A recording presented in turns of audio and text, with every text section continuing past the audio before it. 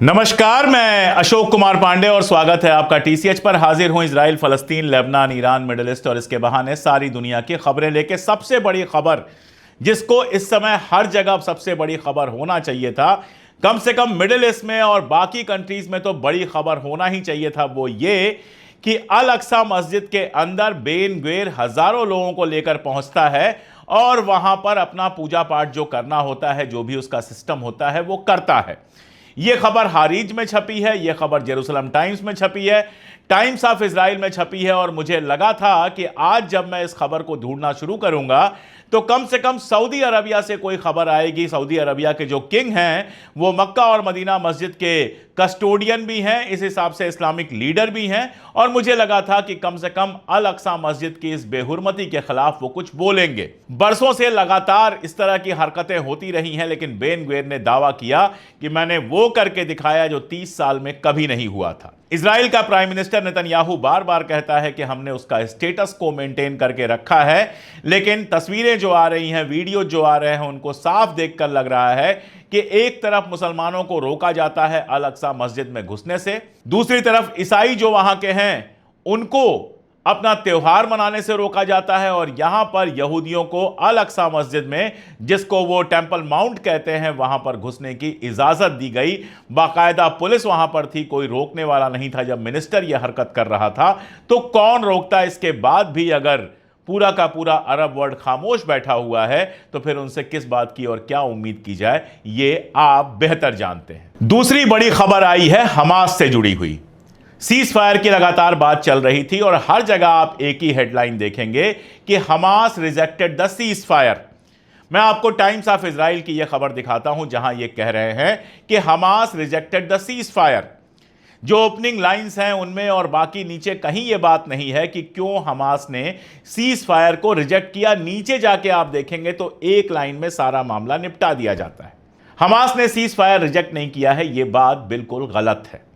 Hamas ने तो साफ कहा है कि हम सारे लोगों को एक साथ छोड़ने को तैयार हैं। आप फलस्तीनियों को रिहा कीजिए जैसा तय हुआ था, और हम सारे के सारे जो इजरायली होस्टेज हमारे पास हैं, जिनके बारे में हमें खबर है, जो हमारे पास हैं, उन सबको हम छोड़ने के लिए पूरी तरह से तैयार हैं। यह बात हमास पहले भी कह चुका है और यह बात हमास अब भी कह रहा है। पेच कहां पे फंसा है? इजिप्ट के थ्रू नेतन्याहू ने जो प्रपोजल भिजवाया है उसमें साफ साफ यह लिखा है कि एक तो यह परमानेंट जंग बंदी नहीं होगी, 45 दिनों के बाद कभी भी जंग शुरू हो सकती है, 45 दिनों के अंदर आपको होस्टेजेस को छोड़ना है। यहां तक तो चलो फिर भी समझ में आता है, लेकिन इसके साथ यह है कि होस्टेजेस को छोड़ने के साथ साथ हमास को अपने हथियार छोड़ने पड़ेंगे, डिसआर्मामेंट करना पड़ेगा। यह शर्त पहली बार रखी है नेतन्याहू ने। अब जरा कल्पना कीजिए, 45 दिन का सीज फायर हो जाता है, हमास अपने सारे हथियार भी रख देता है और सारे होस्टेजेस को लौटा भी देता है, और उसके बाद अगर इजराइल दोबारा से आक्रमण कर देता है 45 दिन के बाद फलस्तीन के ऊपर, गजा के ऊपर, तो उसको कौन रोकेगा? अमेरिका रोकेगा नहीं। दुनिया क्या करती है आप अच्छी तरह से जानते हैं, और वहां पर लड़ाके होंगे नहीं जो थोड़ा बहुत रोक पाएं या उनसे जंग लड़ पाएं। तो हमास अपने हथियार छोड़ने पर नहीं राजी है। उसका कहना है कि हम फलस्तीन स्टेट को रिप्रेजेंट करते हैं और हथियार रखना हमारा राइट है, हमारा अधिकार है, इसलिए हथियार तो हम नहीं रखने वाले। हां, आपके होस्टेजेस को हम रिहा करने वाले हैं, सबको रिहा कर देंगे, और वो भी इस शर्त पे कि आप जंग को हमेशा के लिए खत्म कर दें। तो जो जंग को हमेशा से खत्म करने के लिए तैयार है, पूरी तरह से खत्म करने को तैयार है, जो सारे होस्टेजेस को वापस लौटाने के लिए तैयार है, वो सीज फायर के लिए मना कर रहा है या उसने सीज फायर मना कर दिया। ये खबर कितनी सच हो सकती है, कितनी झूठ और कितनी मिस रिप्रेजेंटेशन हो सकती है, वो आप समझ सकते हैं। यही काम जेरूसलम पोस्ट ने भी किया हुआ है। हेडिंग में लगाया है कि Hamas rejected the cease fire, और नीचे जाके एक लाइन में कहीं लिखा है कि हमास ने हथियार रखने से मना कर दिया है। दरअसल अगर कल की N12 की खबर, जो इजरायली अखबार है, उसकी खबर देखें तो वो साफ साफ कहता है कि चाहे वो क्रेमर हो, चाहे नेतन्याहू हो, ये लोग जंग किसी भी हाल में बंद नहीं करना चाहते हैं। ये लोग जंग लगातार जारी रखना चाहते हैं। सीज फायर के नाम पर ये लोग सिर्फ तमाशा कर रहे हैं। हमास को जिस तरह से हथियार रखने के लिए कहा गया है, हमास उसको कभी नहीं मानेगा। ये बात कोई भी समझ सकता है। अब है ये कि इजराइल की हालत खराब है, बाकी सारी चीजों पर मैं बात करूंगा। अभी हाई कोर्ट ने मना कर दिया है कि शिन बेट के चीफ को हम हटाने का ऑर्डर नहीं देंगे। आपने जो शिन बेट के चीफ को हटाया था वो इलीगल था, हमने रोक लगा दी है। और मार्केट लगातार डाउन जा रहा है। आप वहां का जो स्टॉक मार्केट है अगर उसको देखेंगे तो पिछले कुछ दिनों में ये महीने भर का रिपोर्ट है स्टॉक मार्केट की, आप देखिए कि कैसे स्टॉक मार्केट लगातार नीचे जा रहा है। लगातार मूडी और दूसरी एजेंसीज ने इजराइल की रेटिंग घटाई है। तो आर्थिक समस्या भारी है, बाकी दिक्कतें हैं जिनसे बचने के लिए नेतन्याहू ये नाटक कर रहा है। अब आर्थिक समस्याएं तो खैर कहीं भी हो सकती हैं। हमारे यहां भी शेयर मार्केट में अमेरिका जो कुछ कर रहा है उसके बाद लगातार उतार चढ़ाव हो रहा है, बहुत सारे लोगों का बहुत नुकसान हुआ है। शेयर मार्केट को लेकर एक छोटी सी बात है, उसको सुन लीजिए, फिर आगे बात करते हैं। अगर आप अपने फाइनेंशियल फ्यूचर को सिक्योर करना चाहते हैं, आपका स्टॉक मार्केट में इन्वेस्टेड रहना बहुत जरूरी है। आज के टाइम में स्टॉक मार्केट में हर कोई पैसा कमा सकता है, चाहे मार्केट ऊपर जाए या नीचे। फ्यूचर्स एंड ऑप्शंस ट्रेडिंग के जरिए दोनों सिचुएशंस में अच्छी कमाई होती है, वो भी कम टाइम में। लेकिन सवाल यह है शुरुआत कैसे करें। बस इसीलिए मैं आपको इंट्रोड्यूस करवाना चाहता हूं एक सिंपल और पावरफुल ट्रेडिंग ऐप से जिसका नाम है मार्केट वुल्फ। मार्केट वुल्फ के एक्सपर्ट्स आपको स्टॉक मार्केट समझने और सही डिसीजन लेने में पूरी मदद करते हैं। ये सेबी रजिस्टर्ड ऐप है और सबसे बढ़िया बात यह है कि इस ट्रेडिंग प्लेटफॉर्म पर कोई भी मेंटेनेंस चार्ज या साल भर की भारी भरकम फीस नहीं लगती। सिर्फ एक बार ₹99 का लाइफ टाइम चार्ज और बस। चलिए मैं आपको दिखाता हूं इसे यूज कैसे करते हैं। मैंने यहां खोला मार्केट वुल्फ का ऐप और पिन डाल के लॉगिन कर लिया। अब मैंने सेलेक्ट किया इजी वे टू ट्रेड वाला ऑप्शन। अब मैं सेलेक्ट कर सकता हूं कि मुझे किस में ट्रेड करना है। चलिए मैं सेंसेक्स चूज कर लेता हूं। यहां दिख रहे ट्रेंड्स देख के मुझे लग रहा है कि ये नीचे जाएगा। अब एक अमाउंट डिफाइन करके मैं सेलेक्ट कर लेता हूं डाउन ऑप्शन और बस ट्रेड प्लेस हो गया। अब यहां मैं अपना ट्रेड मॉनिटर कर सकता हूं। देखिए ऐप की और खासियत है, आप यहां बहुत छोटे इन्वेस्टमेंट अमाउंट से भी ट्रेडिंग शुरू कर सकते हैं, जहां दूसरे ऐप्स पर आपको 3 गुना ज्यादा पैसा चाहिए होता है इन्वेस्ट करने के लिए। और इनकी एक इनबिल्ट फीचर है स्टॉप लॉस की, जो आपको नुकसान से बचाती है। अगर आपका ट्रेड एक लॉस के लेवल को रीच कर जाता है तो यह खुद ही स्टॉप लगा देता है इस ट्रेड पर, ताकि आपके ज्यादा नुकसान ना हो।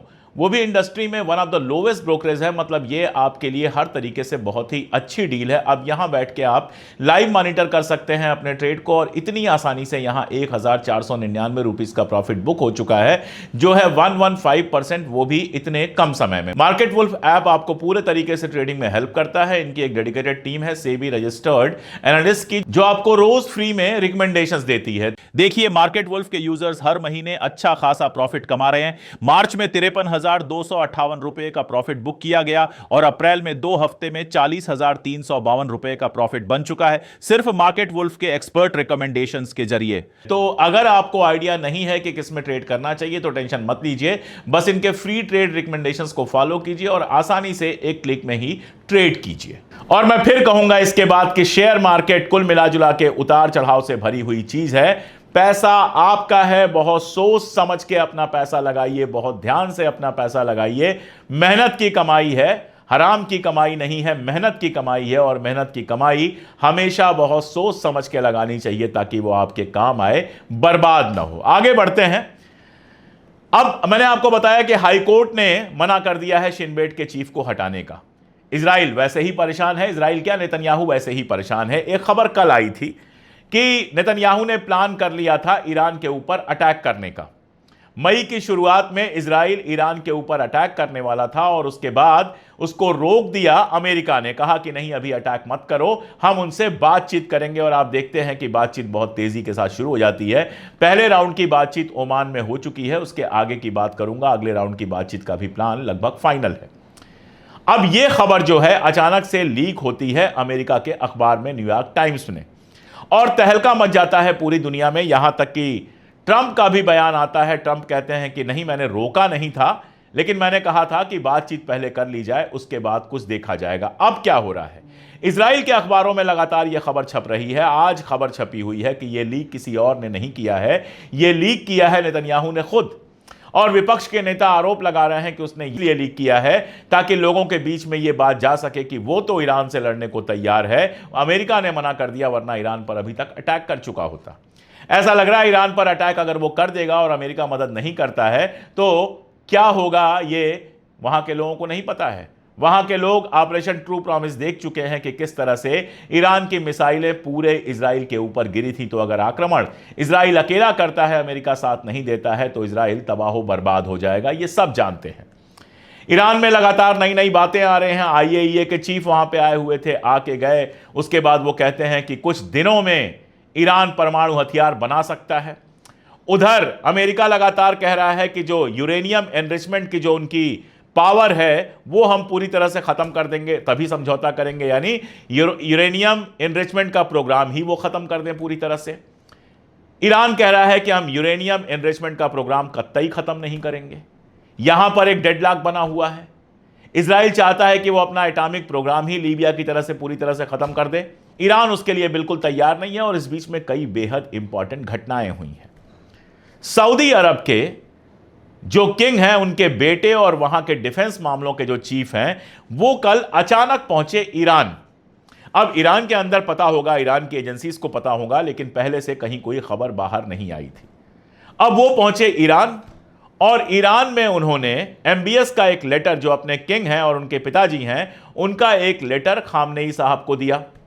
इसके साथ साथ उनकी जो मुलाकात है वो पेजेश्कियन साहब से भी हुई और इस मुलाकात को, इन सारी चीज़ों को उन्होंने बाकायदा अपने ट्विटर पर लिखा भी। और उसके बाद चर्चा हुई कि ईरान और सऊदी अरब के बीच में डिफेंस डील हो सकती है। लोगों ने यहां तक कहा कि जब ईरान ये कह रहा है कि वो हर तरह से सहयोग करने को तैयार है, तो कहीं ऐसा तो नहीं कि जो बहुत दिनों से सऊदी अरबिया एटॉमिक बम बनाना तो चाहता है लेकिन बना नहीं पा रहा है, उसके लिए ईरान उसकी मदद करेगा। ये बड़ा क्वेश्चन मार्क है। इस पर मैं आऊंगा, सऊदी अरबिया के पूरे रोल पर आऊंगा, क्योंकि हूथी पर भी बात करनी है। हूथी के ऊपर सऊदी अरबिया ने हमला किया है और ईरान, वहां के आप एक तरह से कह सकते हैं क्राउन प्रिंस के बेटे जो हैं वो जा रहे हैं। तो ये पूरा खेल मैं थोड़ा डिस्कस करूंगा, लेकिन सिर्फ इतना ही नहीं हुआ है। जो कतर के अमीर हैं वो पहुंचे हैं रशिया। कल वो रशिया में थे, उनके मुलाकात हुई पुतिन के साथ और उन्होंने कहा कि इजराइल ने हमास के साथ जो समझौता किया था वो समझौता नहीं निभाया है।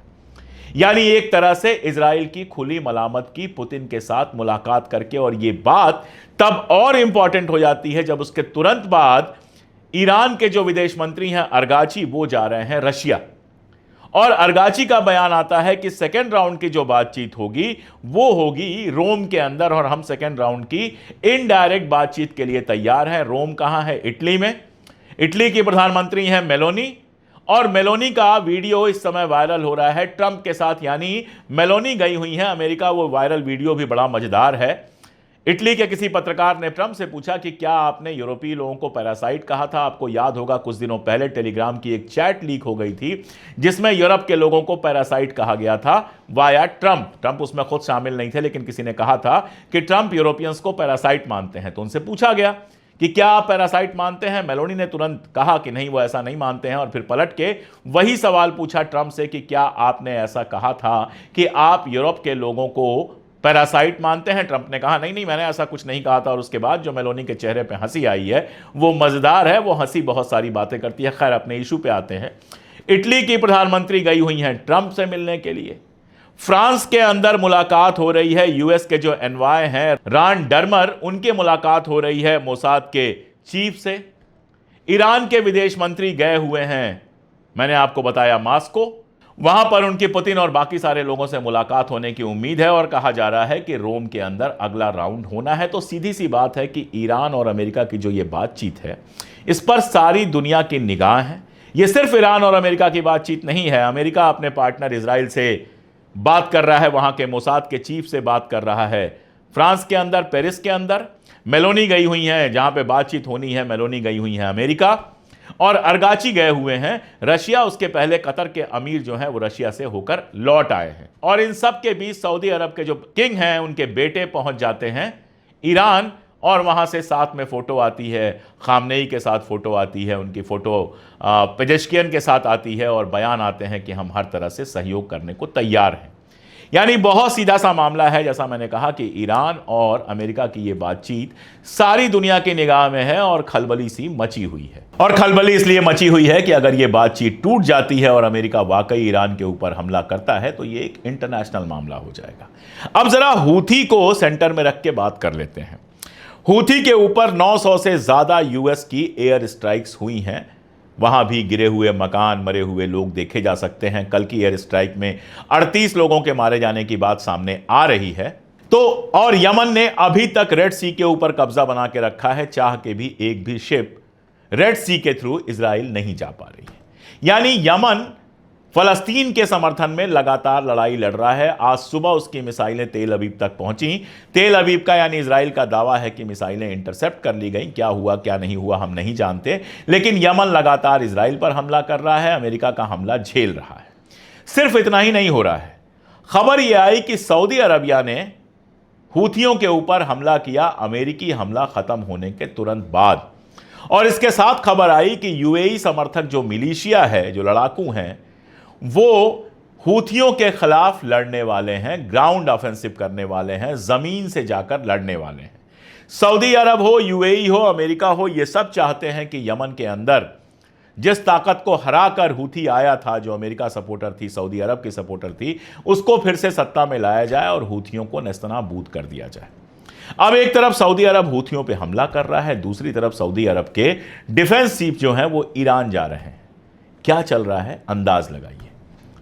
कहीं ऐसा तो नहीं कि ईरान ने यह फैसला कर लिया है कि हूथियों को अपने हाल पे छोड़ देगा। अगर ऐसा है तो बेहद खतरनाक है और मुझे नहीं लगता कि ईरान ऐसा कभी कुछ करेगा। बहुत मुमकिन है कि सऊदी के जो चीफ गए हुए हों ये कहें कि हम अपने अड्डों का, जो हमारे यहां अड्डे हैं, उनका इस्तेमाल अमेरिका को नहीं करने देंगे अगर जंग होती है। बदले में हमसे वादा ये कीजिए कि जंग अगर होती है तो आप सऊदी अरब के ऊपर कोई हमला नहीं करेंगे। ये बात भी मुमकिन हो सकती है। ये भी हो सकता है चूंकि सऊदी अरब अमेरिका के बहुत करीब है, तो अमेरिका का कोई मैसेज लेकर गए हों सऊदी अरब के जो डिफेंस मिनिस्टर और वहां के किंग के बेटे हैं। ये सारी बातें तुरंत पता नहीं चलती, कुछ दिनों बाद ये सारी बातें बाहर आएंगी। उधर हमास के मना करने के बाद एक बार फिर यह हो गया है कि होस्टेजेस रिहा होंगे या नहीं होंगे। अभी कल हमास ने कहा था कि एक जो अमेरिकी इजरायली होस्टेज है, इजराइल के हमले के बाद वो हमारे कंट्रोल से बाहर है। जो लोग उसको अपने पास रखे हुए थे, जिन लोगों के पास उनका कमांड था, उनसे हमारा संबंध टूट गया है। इसी समय जो एम्बेसडर बनाए गए हैं, हकाबी इजराइल के एम्बेसडर बनाए गए हैं, अमेरिका ने जिनको इजराइल का एम्बेसडर बनाया है, उनका बयान आता है कि हम सारे होस्टेजेस को घर ले आएंगे। कहां से ले आएंगे आप? अगर समझौता नहीं होगा तो आप नहीं ला पाएंगे।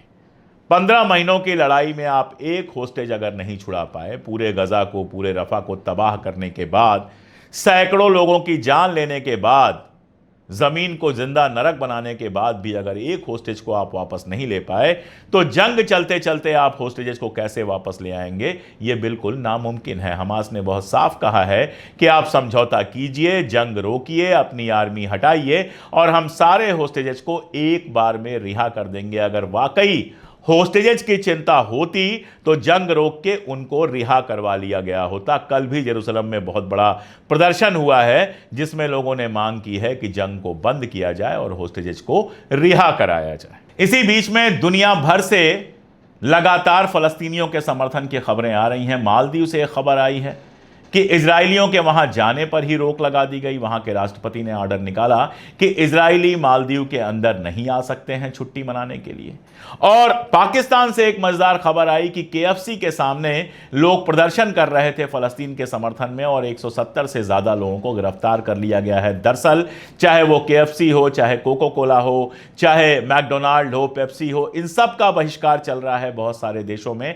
खास तौर पे मिडिल ईस्ट की जो जनता है वो लगातार बहिष्कार कर रही है, जिसके चलते इनके बहुत सारे सेंटर्स बंद भी हुए हैं। ये बहिष्कार इसलिए हो रहा है क्योंकि ये सारे लोग इजराइल को समर्थन कर रहे हैं। ये आरोप लगाया जा रहा है कि चूंकि ये इजराइल का समर्थन कर रहे हैं इसलिए हम इनका बहिष्कार कर रहे हैं। तो दुनिया में करवटें बहुत तेजी से चल रही हैं। यहां के वहां जा रहे हैं, वहां के यहां जा रहे हैं। किसी ने सोचा नहीं था कि सऊदी के क्राउन प्रिंस के बेटे सीधे पहुंच जाएंगे ईरान और उनकी फोटो आएगी किसके साथ? उनकी फोटो पेजेश्कियन के साथ भी आएगी और खामनेई साहब के साथ भी आएगी। कतर के अमीर पहुंच जाएंगे रशिया और वहां जाकर कहेंगे इजराइल ने वादा नहीं निभाया है सीज फायर का। यह भी किसी ने सोचा नहीं था। इसके बाद कतर के जो विदेश मंत्री हैं और उप प्रधानमंत्री हैं उनकी ट्रॉलिंग शुरू हो गई।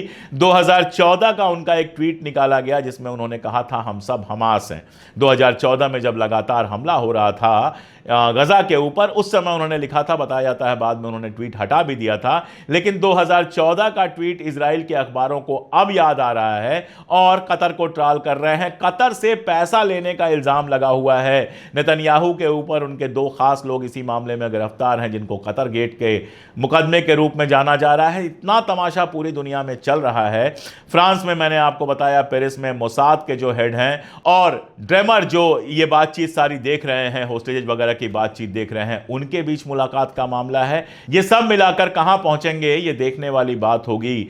अब इजराइल ने वहां जो टेंट में लोग रह रहे हैं उनके ऊपर भी हमला करना शुरू कर दिया है, जिसमें कई मासूम बच्चे और मासूम लोग मारे गए हैं। अब जब हमास ने हथियार रखने से मना कर दिया है तो इजराइल अपने हमले बढ़ाएगा या फिर होस्टेज डील करने की कोशिश करेगा, यह देखने वाली बात होगी। साथ में ईरान और अमेरिका के बीच में जो अगले दौर की बातचीत होती है, कब होती है, रोम में होगी, ये बात तो सामने आ गई। इसी शनिवार को होती है या आगे बढ़ती है, उस बातचीत में मामला कहां पहुंचता है ये भी देखने वाली बात होगी।